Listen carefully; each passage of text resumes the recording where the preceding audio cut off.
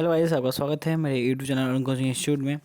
तो इस वीडियो में हम देखने वाले हैं हेरिडिटी एंड इन्वायरमेंट। तो role of heredity and environment in the development of personality, यानी कि आनुवांशिकता और पर्यावरण का पर्सनैलिटी डेवलपमेंट में क्या रोल है। ठीक है, यानी डेवलपमेंट एंड ग्रोथ को कैसे इफ़ेक्ट करते हैं, वो चीज़ हम इसमें देखने वाले हैं। तो each individual has a different pattern of behaviour and personality. तो हर एक आदमी का, हर एक बच्चे का, हर एक व्यक्ति का इंडिविजुअल अपना अपना पैटर्न ऑफ बिहेवियर और पर्सनैलिटी होता है। This difference is seen in due to the influence of heredity and environment. तो जो ये डिफरेंस दिखता है हमें, वो दो मेन कारक हैं, फैक्टर हैं, जिनकी वजह से ये दिखते हैं, वो heredity and environment. Heredity and environment heredity and environment are the element that play a vital role in determining the personality development of an individual। यानी कि हेरिडिटी और इन्वायरमेंट है जो कि सबसे इम्पॉर्टेंट, जो माने महत्वपूर्ण भूमिका निभाती हैं पर्सनैलिटी डेवलपमेंट में ऑफ अ इंडिविजुअल, किसी एक व्यक्ति का। देन हम उसके लिए पहले हमें हेरिडिटी एंड कॉन्सेप्ट इन्वायरमेंट को समझेंगे कि होते क्या हैं। पहले सबसे पहले इससे क्वेश्चन आते कैसे हैं। देखिए, प्री बोर्ड में आया था कि why is the knowledge of heredity and environment necessary to be teacher. तो heredity and environment necessary for teachers क्यों हैं। तो आइए सबसे पहले हम समझते हैं कि क्वेश्चन कैसे आते हैं। तो क्वेश्चन आते हैं कि वाई, जैसे कि क्वेश्चन प्री बोर्ड में, प्री फाइनल में आया था कि why is the knowledge of heredity and environment necessary to be teacher.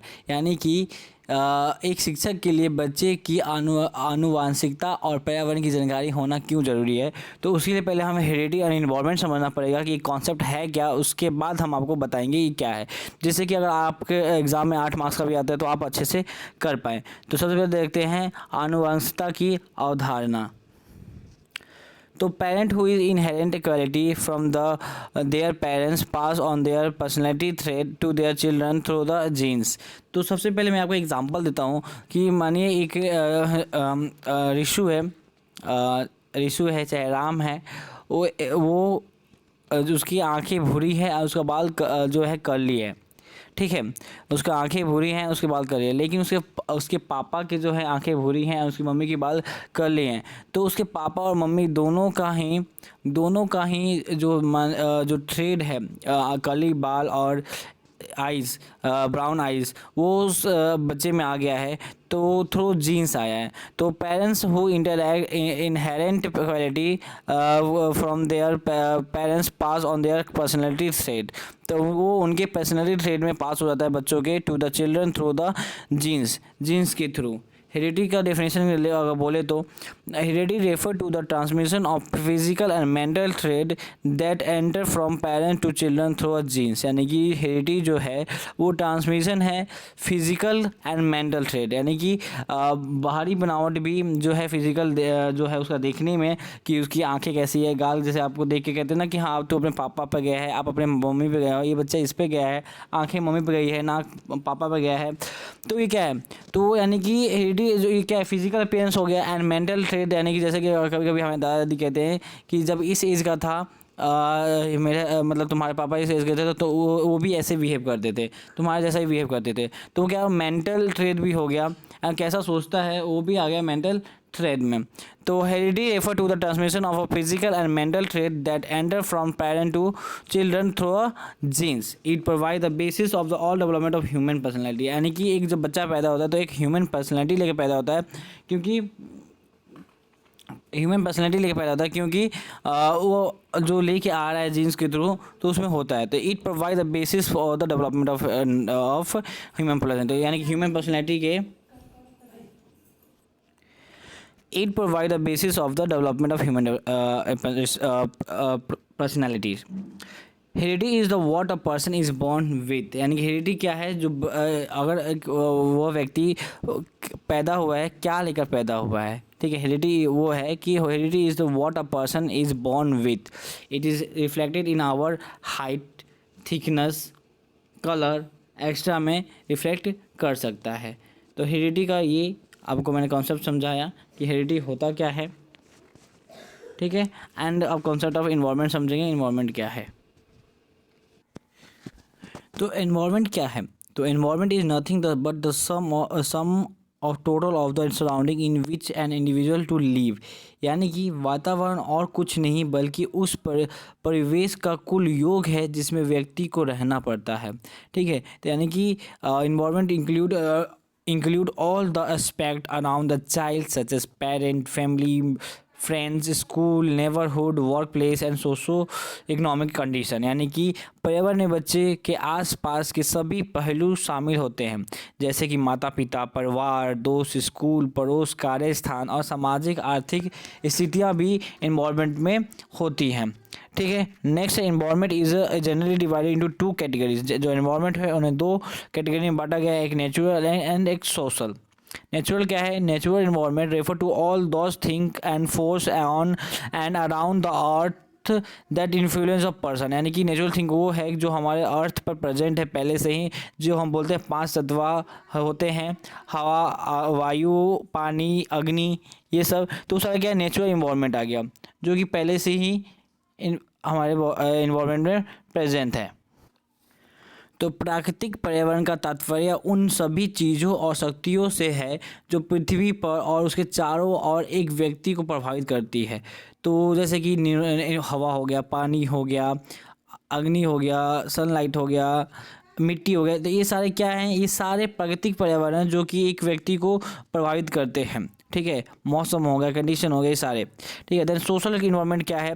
Social environment we mean to the environment which the person see around himself on acquiring consciousness in the society, language, religion, custom, tradition, means of communication, means of luxury, family, school and social group। तो सामाजिक परिवेश से तात्पर्य उस वातावरण से है जिसे व्यक्ति समाज में चेतना प्राप्त करने पर अपने चारों ओर देखता है, अर्थात भाषा, धर्म, रीति रिवाज, परंपरा, संचार के साधन, विलासिता के साधन, परिवार, स्कूल, सामाजिक समूह आदि। तो सोशल इन्वायरमेंट हमने समझा कि जो इन्वायरमेंट में कैसे एक इंडिविजुअल को, पर्सनैलिटी को इफ़ेक्ट करता है। Then all of this have an effect on the children from birth itself. तो ये सारे जो इफ़ेक्ट है बच्चे के जन्म से ही मिलना शुरू हो जाता है। ठीक है, हेरिडिटी तो वो साथ में लेके आता है, एक ह्यूमन पर्सनैलिटी को लेके आता है, लेकिन इन्वायरमेंट उसे क्या बनाती है वो मेन सबसे ज़्यादा इम्पॉर्टेंट है, वाइटल रोल निभाता है। ठीक है, तो this factor influence the development of an individual. तो ये सारे फैक्टर्स जो हैं एक इंडिविजुअल के डेवलपमेंट में महत्वपूर्ण रोल निभाते हैं।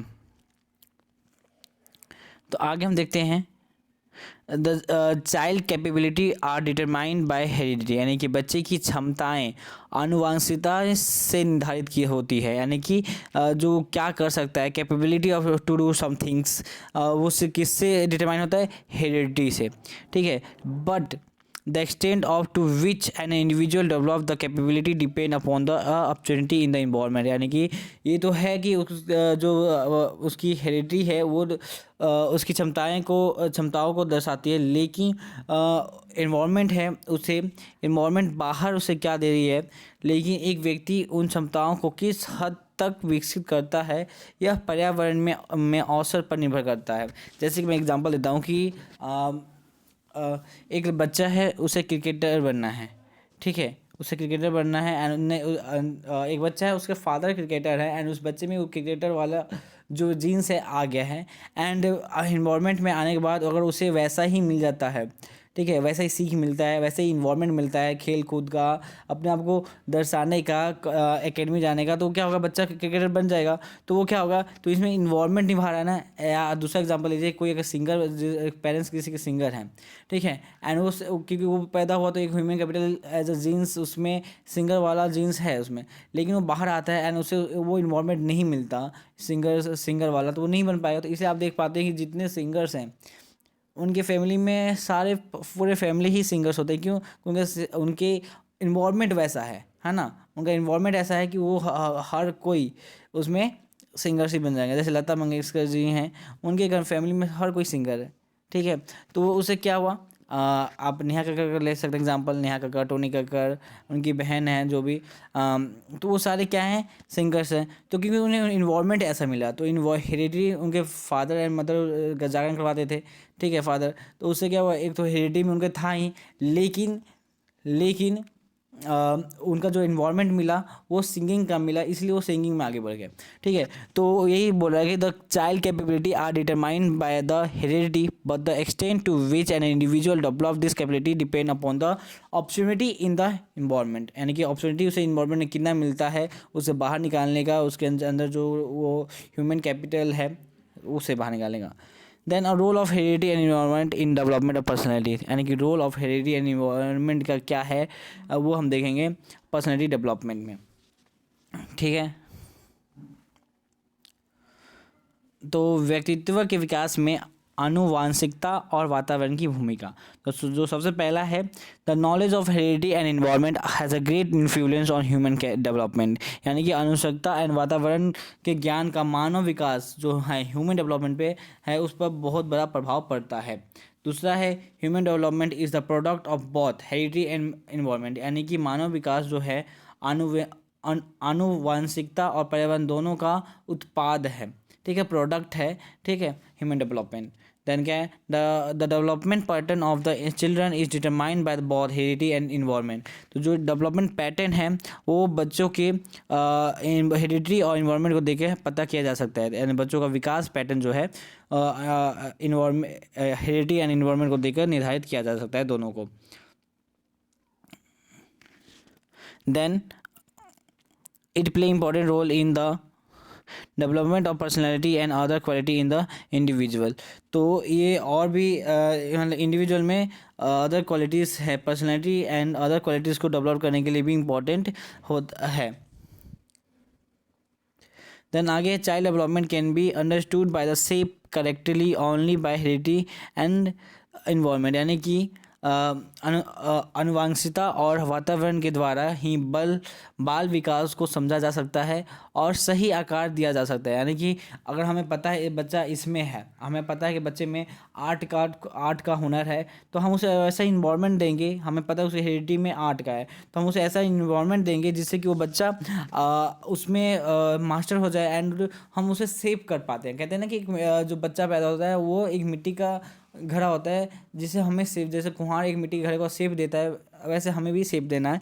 तो child development can be understood and सेप्ड correctly only by heredity and environment, इसीलिए ये सब जानना, हेरिडिटी एंड इन्वायरमेंट को जानना टीचर के इंपॉर्टेंट है। एंड जो क्वेश्चन में ऐसा आया था तो आपको ऐसे ही पॉइंट्स में लिखना है कि एक टीचर को हेरिडिटी एंड इन्वायरमेंट का ज्ञान होना क्यों ज़रूरी है, क्योंकि वो बच्चा छोटे से बच्चा आता है पेरेंट्स को और टीचर्स के सामने जब होता है बच्चा, तो उनका काम होता है बच्चों को सेफ प्रोवाइड कराना, तो कैसे अंडरस्टूड करेंगे वो इसमें करता है कि है ना, कि बच्चों को समझा जा सके और सही आकार दिया जा सकता है, ठीक है। इट प्ले इम्पॉर्टेंट रोल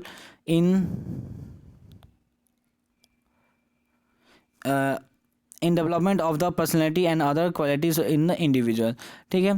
तो व्यक्ति में व्यक्तित्व और अन्य गुणों का विकास में आनुवंशिकता और वातावरण महत्वपूर्ण भूमिका निभाता है, ठीक है। मैं हिंदी में भी बोल रहा हूँ कि जिससे कि बच्चों को जो हमारे ट्रेनिंग्स हैं हिंदी वाले भी समझ सकें इंग्लिश को देख के, ठीक है।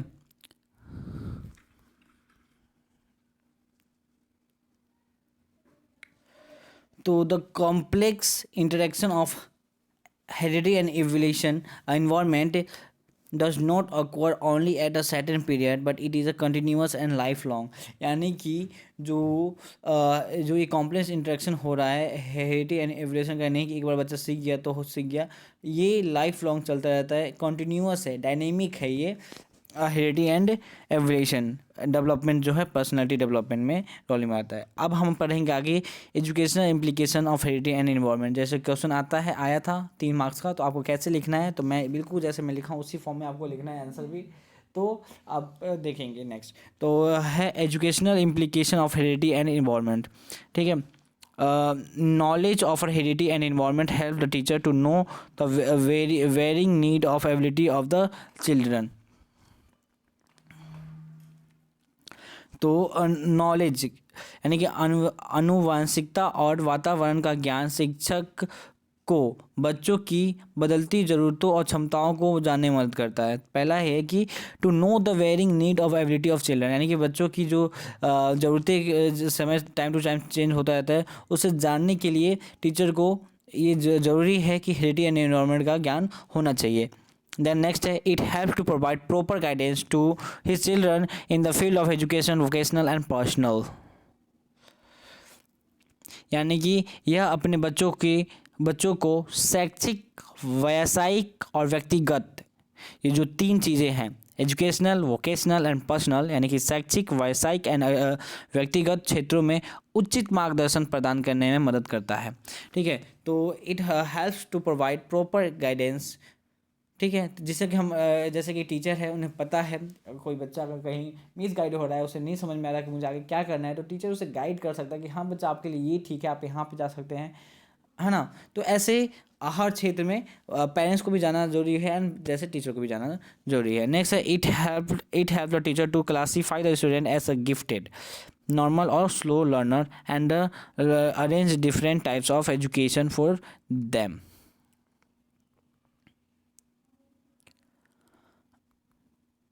अब है यह शिक्षक को विद्यार्थियों को प्रतिभाशाली, सामान्य और धीमी गति से सीखने वाले रूप में वर्गीकृत करने में और उनके लिए विभिन्न प्रकार की शिक्षा की व्यवस्था करने में मदद करता है। यानी कि जो गिफ्टेड हैं, जो बहुत कुछ बच्चे होते हैं क्लास में कि सब एक जैसे नहीं होते, कुछ बहुत बच्चे बहुत इंटेलिजेंट होते हैं एंड कुछ नॉर्मल होते हैं, कुछ स्लो लर्नर होते हैं। तो उनका, क्योंकि अगर टीचर है उसे अगर एक शिक्षक को पता होगा कि कौन सा बच्चा कैसा है, तभी उसको उस ढंग से पढ़ा पाएगा, उसे जो है उसे चाहिए उसकी ज़रूरतों को पूरा कर पाएगा और अरेंज कर पाएगा different types of education for them. ठीक है, तो ये है, तो it help the teacher to classify the student as a gifted, normal और स्लो लर्नर, जो कि हमारे एनसीएफ 2005 में बता रखा है। तो हमारा नेक्स्ट वीडियो जो है मेरा एनसीएफ का, वो भी मैं इसमें बना दूंगा। एनसीएफ में चाइल्ड डेवलपमेंट का नहीं है पार्ट, लेकिन एनसीएफ हमें जाना जरूरी होता है, क्योंकि किसी भी स्कूल मतलब क्लास का करिकुलम कैसे डिज़ाइन होता है, कौन किस बेसिस पे होता है, तो वो जाना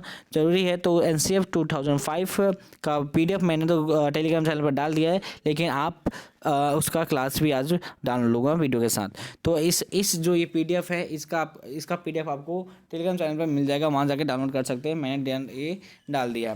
then it help the teacher to provide better learning environment in the school, यानी कि ये टीचर को शिक्षक को एक प्रोवाइड लर्निंग, विद्यालय में बेहतर अधिगम वातावरण, to provide better learning environment, यानी कि बेहतर अधिगम वातावरण प्रदान करने में शिक्षक की सहायता करता है अगर टीचर को ज्ञान है इन्वायरमेंट एंड हेरिडिटी का। ठीक है, तो it help the teacher to provide better learning environment in the school. ठीक है, it help the teacher to study the behaviour of children under different situation. अब ये विभिन्न परिस्थितियों में बच्चों के व्यवहार का अध्ययन करने में शिक्षक की सहायता करता है। जो हेरिडिटी एंड एजुकेशन इम्प्लीकेशन है हेरिडिटी एंड एनवायरनमेंट का, यानी कि हम टू स्टडी द बिहेवियर, हम बच्चों के बिहेवियर का, बच्चे का भी ऐसे होते हैं गुस्से में बिहेव करते हैं, क्लास में ऐसे ही बच्चे होते हैं, कुछ अलग ही टाइप का बिहेव करते हैं, कुछ हमेशा हंसते रहते हैं, कुछ हमेशा दुखी बैठे रहते हैं, एंड कुछ बच्चे ऐसे होते हैं जो हमेशा शैतानी करते रहते हैं, किसी बच्चों को परेशान करते रहते हैं।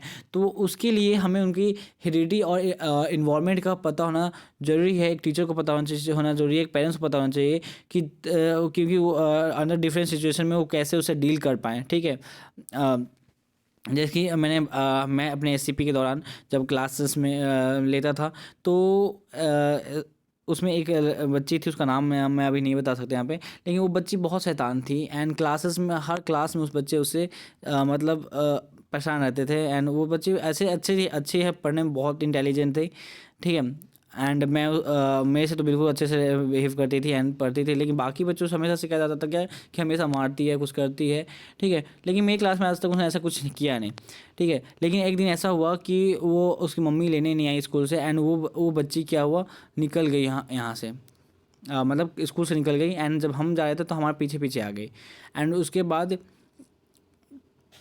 पीछे आ गई, एंड फिर वो बोले कि हमें रोड पार करवा दीजिए। तो हम और मेरे जो पीयर ग्रुप थे, हम उसे उसके घर तक छोड़कर आए, क्योंकि अब रास्ते में मिली है एंड हम रास्ते में उसे अकेले नहीं छोड़ सकते एंड छोटी थी, ठीक है। लेकिन नेक्स्ट डे वो स्कूल में आती है तो टीचर से बोलती, प्रिंसिपल मैम से बोलती हमारे सामने, जब मैंने प्रिंसिपल मैम को बताया कि सर के पीछे मैं चली गई, सर लेके गए थे, तो जो कि बहुत ही एक मेरे लिए एक सिचुएशन बुरा हो गया था।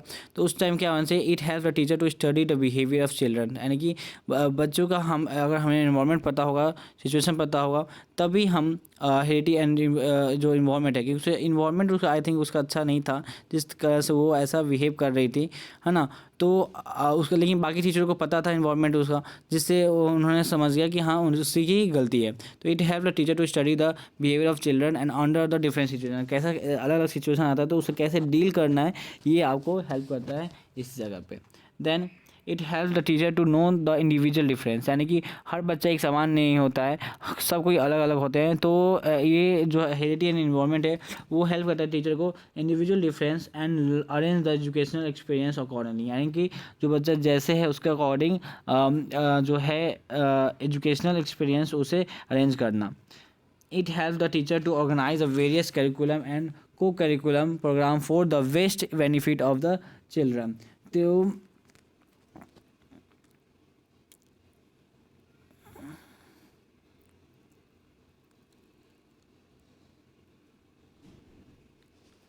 तो नेक्स्ट है यह शिक्षक को बच्चों के सर्वोत्तम लाभ के लिए विभिन्न पाठ्याचार्य और सह पाठ्याचार्य संबंधित कार्यक्रमों को आयोजित करने में मदद करता है, यानी कि को करिकुलम हो गया कि singing, dancing and other activities है। तो अगर हमें पता रहेगा ये बच्चा इसमें है, ये बच्चा इसमें इंटेलिजेंट है, ये बच्चा ये कर सकता है, ये बच्चा ये कर सकता है, अगर हमें पता रहेगा तो हम उसके अकॉर्डिंगली को करिकुलम प्रोग्राम अरेंज कर पाएंगे। और करिकुलम यानी कि सिलेबस जो भी है, बच्चा कहाँ तक पढ़ पा रहा है, क्या कर पा रहा है, उसके अकॉर्डिंगली हम सिलेबस भी तय कर पाएंगे। तो ये इसमें मदद करता है। Then so the knowledge of both heredity and environment is the utmost value for the teacher, administration and educational planner, यानी कि ये हेरिटी एंड इन्वायरमेंट को जानना एक टीचर के लिए, एक प्रशासनिक कार्य के लिए, प्रशासन को एंड एजुकेशनल प्लानर यानी जो सिलेबस बनाते हैं उनको इस सब का पता होना ज़रूरी है, क्योंकि ये बहुत इंपॉर्टेंट रोल निभाते हैं पर्सनैलिटी डेवलपमेंट में, ठीक है। तो इसके साथ ही हमारा लास्ट टॉपिक लग गया लाइफ स्किल, उसके बाद ये यूनिट 5 ख़त्म है, ठीक है। तो कल हम करेंगे यूनिट 3। तो मिलते हैं आपको नेक्स्ट वीडियो में। एंड हाँ, वीडियो अच्छा लगता है तो प्लीज़ सब्सक्राइब करें चैनल को, शेयर करें एंड कमेंट जरूर करें, फीडबैक ज़रूर दें, क्योंकि लाइक और कमेंट, आपके कमेंट से थोड़ा सा मेरे को कॉन्फिडेंस मिलेगा कि मैं आगे और वीडियोज़ भी अपलोड कर पाऊँ। धन्यवाद।